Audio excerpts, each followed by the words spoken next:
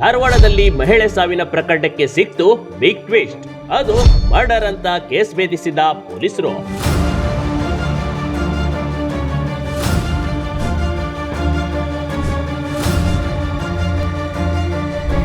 February 26ರಂದು Saundatti ರಸ್ತೆಯಲ್ಲಿ ಲಲಿತಾ ಎಂಬ ಮಹಿಳೆಗೆ ವಾಹನ ಡಿಕ್ಕಿ ಹೊಡೆದು ಸಾವನ್ನಪ್ಪಿದ್ಲು. ಆದ್ರೆ ಇಲ್ಲಿವರೆಗೂ ಪೊಲೀಸರಿಗೆ ಅದ್ಯಾವ ವಾಹನ ಡಿಕ್ಕಿ ಹೊಡೆಯಿತು ಯಾವುದರ ಮಾಹಿತಿ ಇಲ್ಲದೆ ತನಿಖೆ ಮುಂದುವರಿಸಿದ್ರು. ಆದ್ರೆ ಬಸ್ನಲ್ಲಿ ಅಳವಡಿಸಿದ್ದ ಡ್ಯಾಶ್ ಕ್ಯಾಮ್ ಸಂಪೂರ್ಣ ಕೊಲೆ ಕೇಸನ್ನ ಭೇದಿಸಿದೆ.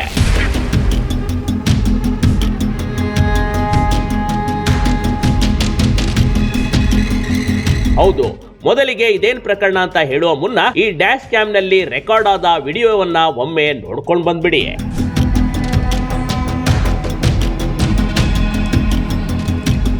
ನೋಡಿ, ಮಹಿಳೆ ಹೋಗ್ತಾ ಇದ್ದಾಳೆ. ಹಿಂದಿನಿಂದ ಥಾರ್ ವಾಹನ ಆಕೆಯನ್ನ ಡಿಕ್ಕಿ ಹೊಡೆದಿದೆ. ಥಾರ್ ಕಾರ್ ಡಿಕ್ಕಿ ಹೊಡೆದ ವೇಗಕ್ಕೆ ಮಹಿಳೆ ಹಾರಿ ಕೆಳಗೆ ಬಿದ್ದಿದ್ದು.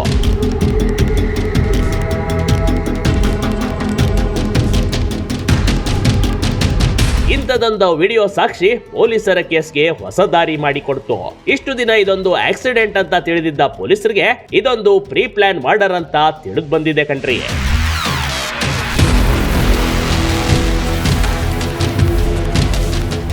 ಬೈ ಧಾರವಾಡ ತಾಲೂಕಿನ ಸೋಮಲಾಪುರ ಗ್ರಾಮದ 43 ವರ್ಷದ ಮಹಿಳೆ ಲಲಿತಾ. ಈಕೆಗೆ ಥಾರ್ ವಾಹನದಿಂದ ಗುದ್ದಿಸಿ ಕೊಲೆ ಮಾಡಿದ್ದು ಬೇರೆ ಯಾರೂ ಅಲ್ಲ, ಈಕೆಯ ಗಂಡನೆ ಅನ್ನೋದು ಇನ್ನೊಂದು ಶಾಕಿಂಗ್ ಸಂಗತಿ.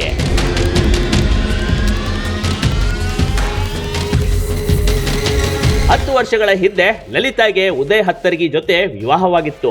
ಆದ್ರೆ ಕೆಲವು ವರ್ಷಗಳ ಹಿಂದೆ ಇಬ್ರು ಸಂಸಾರದಲ್ಲಿ ಬಿರುಕು ಮೂಡಿ ಗಂಡ ಹೆಂಡತಿ ದೂರ ಆಗಿದ್ರು ಕಣ್ರಿ. ಈ ಬಗ್ಗೆ ಕೋರ್ಟ್ ನಲ್ಲಿ ಜೀವನಾಂಶದ ಬಗ್ಗೆ ಕೇಸ್ ನಡೆಯುತ್ತಿದ್ದು ಅಂತಾರೆ ಲಲಿತಾ ತಂದೆ.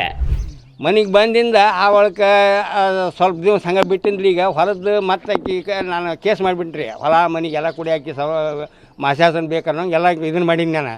ಅದಕ್ಕೆ ಅದು ಇದ್ದಿದ್ದಕ್ಕೆ ರೀ ಈಗ ಅದು ಮುಗಿ ಹಂತಕ್ಕೆ ಬಂತು. ಈಗ ನಾಳೆ 12ನೇ ತಾರೀಕಿಗೆ ಇದಿತ್ತು. ಈಗ ಅದ ಕೋರ್ಟಿಂದ ಇದಿತ್ತು. ಅದ ಇನ್ನೇನು ರಾಜಿ ಸಂಧಾನದ ಮೂಲಕ ಕೋರ್ಟ್ನ ಕೇಸ್ ಕೊನೆ ಹಂತಕ್ಕೆ ತಲುಪಿತ್ತು.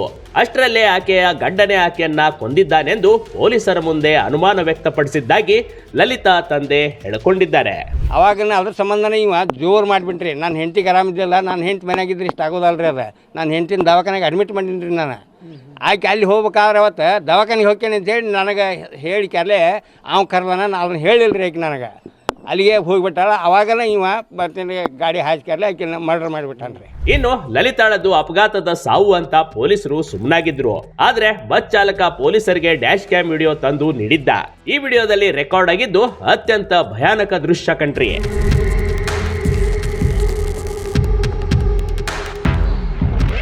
ಡ್ಯಾಶ್ ಕ್ಯಾಮ್ ವಿಡಿಯೋ ದೊಡ್ಡ ಸಾಕ್ಷಿ ನೀಡಿತ್ತು. ಬಸ್ ಚಾಲಕ ಪೊಲೀಸ್ ಠಾಣೆಗೆ ತಂದಿದ್ದ ವಿಡಿಯೋ ಸಾಕ್ಷಿ.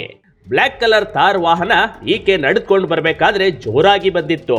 ಈಕೆ ಸೈಡ್ ನಿಂದ ಹೋಗ್ತಾ ಇದ್ಲು. ಬಂದು ಡಿಕ್ಕಿ ಹೊಡೆದು ಹೋಗಿದೆ. ಆದ್ರೆ ಲಲಿತಾ ಆ ಪರಿ ರಸ್ತೆಯಲ್ಲಿ ಹೋಗುವಂತವಳು ಅಲ್ಲ. ಆದ್ರೆ ಆ ದಿನ ಗಂಡನೇ ಪ್ಲಾನ್ ಮಾಡಿ ಆಕೆಯೊಂದಿಗೆ ಕೋರ್ಟ್ ಕೇಸ್ ಬಗ್ಗೆ ಮಾತಾಡಬೇಕು, ಫೈನಲ್ ಸೆಟಲ್ಮೆಂಟ್ ಮಾಡಬೇಕು ಅಂತ ಕರೆಸಿಕೊಂಡಿದ್ನಂತೆ. ಈ ಕೇಸಲ್ಲಿ ನಮಗೆ ಫಸ್ಟ್ ಇನ್ವೆಸ್ಟಿಗೇಷನ್ ಸ್ಟಾರ್ಟ್ ಮಾಡೋ ಟೈಮ್ ಒಬ್ಬ bus driver, KSRTC bus driver dash cam ಫುಟೇಜ್ದು ನಮಗೆ ಕೊಡ್ತಾರೆ. ಆ ಡ್ಯಾಶ್ ಕ್ಯಾಮ್ ಫುಟೇಜಲ್ಲಿ ಈ ಆಕ್ಸಿಡೆಂಟ್ ಲೈವ್ ಕ್ಯಾಪ್ಚರ್ ಆಗಿದೆ. ಆ ಡ್ಯಾಶ್ ಕ್ಯಾಮ್ ಫುಟೇಜ್ ಆದಮೇಲೆ ನಮ್ಮೆಲ್ಲ ಅಧಿಕಾರಿಗಳು ಅದೇ ಪದೇ ನೋಡಾದ್ಮೇಲೆ ಅವರಿಗೆ ಡೌಟ್ ಬರುತ್ತೆ ಇದು ನಾರ್ಮಲ್ ಆಕ್ಸಿಡೆಂಟ್ ಇಲ್ಲ. ಇನ್ನು ಥಾರ್ ವಾಹನ ಡ್ಯಾಶ್ ಕ್ಯಾಮೆರಾದಲ್ಲಿ ಸೆರೆಯಾದ ಫುಟೇಜ್ ಬಹಳಷ್ಟು ಟೈಮ್ ಪೊಲೀಸರು ನೋಡಿದ್ದಾರೆ. ಆಗ ಥಾರ್ ವಾಹನಕ್ಕೆ ನಂಬರ್ ಪ್ಲೇಟ್ ಇರಲಿಲ್ಲ ಅನ್ನೋದು ಪೊಲೀಸರಿಗೆ ಗೊತ್ತಾಗಿದೆ. ಇನ್ನು 5 ಟೀಮ್ ರಚನೆ ಮಾಡಿ ವಾಹನದ ಸುಳಿಯು ಕಂಡುಹಿಡಿಯಲಾಗಿದೆ. ಆಗಲೇ ಆರೋಪಿಗಳು ತಗಲಾಕಿಕೊಂಡಿದ್ರು ಅಂತ SP ಮಾಹಿತಿ ನೀಡಿದ್ದು ಹೀಗೆ. ಆರೋಪಿಗೆ ಹಿಡಿದಾದ್ಮೇಲೆ ಎನ್ಕ್ವೈರಿ ಮಾಡಾದ್ಮೇಲೆ ನಮಗೆ ಗೊತ್ತಾಗಿದೆ ಇದು ಆ್ಯಕ್ಚುಲಿ ಸುಪಾರಿ ಕಿಲ್ಲಿಂಗ್ ಇದೆ.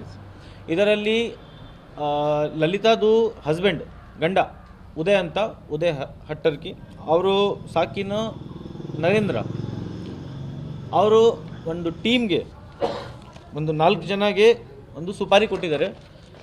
ಇದರಲ್ಲಿ ಕಾರಣ ಮರ್ಡರ್ ಮಾಡೋಕ್ಕೆ ಪ್ರಾಪರ್ಟಿ ಡಿಸ್ಪ್ಯೂಟ್, ಒಟ್ಟಲ್ಲಿ 2 ಎಕರೆ ಜಮೀನು ಬರೆದು ಕೊಡುವಂತೆ ಗಂಡನಿಗೆ ಪತ್ನಿ ಕೇಳಿದ್ಲಂತೆ.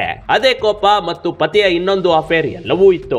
ತನ್ನ ಗೆಳೆಯ ನಾಗಪ್ಪ ಪಡಿಕಲ್ಗೆ ಪತ್ನಿಯನ್ನ ಕೊಲ್ಲಲು ಗಂಡನೇ ಸುಪಾರಿ ನೀಡಿದ್ದ.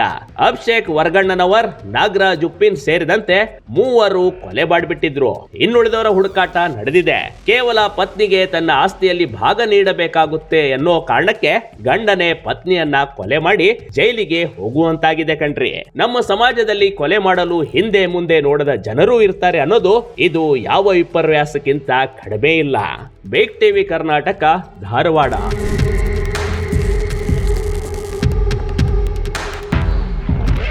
ಬಿಗ್ ಟಿವಿ ಕರ್ನಾಟಕ ಯೂಟ್ಯೂಬ್ ಚಾನಲ್ಗೆ ಈಗಲೇ ಸಬ್ಸ್ಕ್ರೈಬ್ ಮಾಡಿ. ಧನ್ಯವಾದಗಳು.